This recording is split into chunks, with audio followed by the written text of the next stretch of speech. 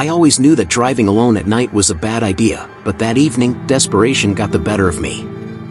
My car had broken down on a remote stretch of highway, miles from the nearest town, and my phone had decided to die just when I needed it the most. The only choice I had was to start walking. The moon was hidden behind thick, ominous clouds, casting an eerie darkness over the desolate road. The air was still, and the only sound was the crunching of my shoes on the gravel. I clutched my jacket tightly around me, trying to shake off the unsettling feeling that I was being watched.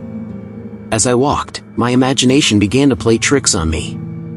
Shadows danced at the edges of my vision, and every rustling leaf sounded like a sinister whisper. I cursed my luck and wished I had taken that detour earlier in the day. After what felt like hours, I finally saw the distant glow of headlights approaching from behind. Relief washed over me as the car slowed down and pulled up beside me. The driver's window rolled down, revealing a face obscured by the darkness of the vehicle's interior. "Need a ride?" a gravelly voice asked. I hesitated for a moment, my instincts telling me to be cautious. But fear outweighed caution, and I gratefully hopped into the passenger seat. The driver was an older man, his face lined with wrinkles and his eyes hidden behind a pair of thick glasses. He wore a tattered plaid shirt and had a hat pulled low over his brow. "Thanks for stopping," I said, my voice trembling with unease. "No problem at all," he replied with a grin, revealing crooked, yellowed teeth. "Name's Joe."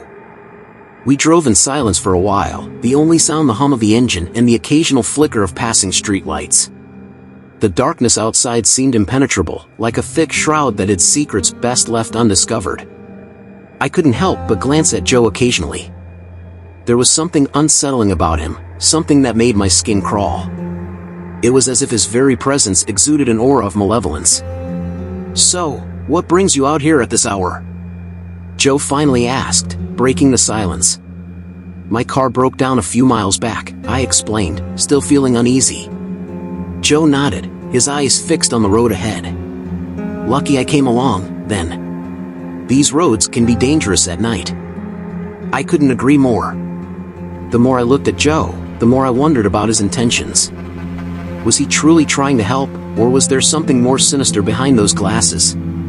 As we continued our journey, Joe's behavior became increasingly erratic.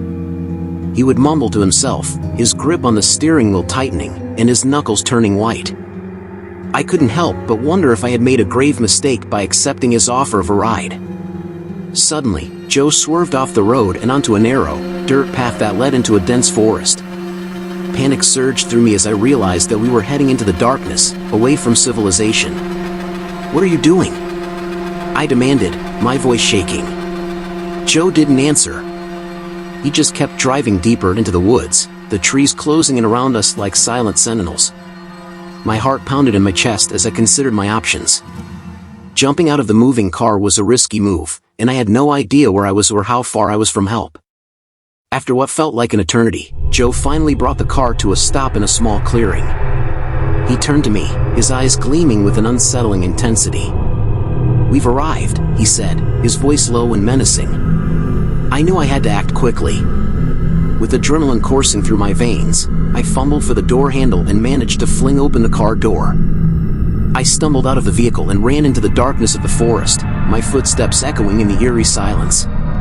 Behind me, I could hear Joe's laughter, a chilling sound that sent shivers down my spine. I didn't stop running until I reached the highway once more, where I flagged down the first passing car and begged for a ride.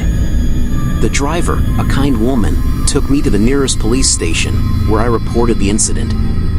They dispatched officers to investigate the area where Joe had taken me, but there was no sign of him or his car. To this day, I can't shake the feeling that I narrowly escaped a sinister fate that night. Who was Joe, and what did he intend to do with me in that remote forest? I'll never know for sure, but I learned a valuable lesson about accepting rides from strangers on dark and lonely roads.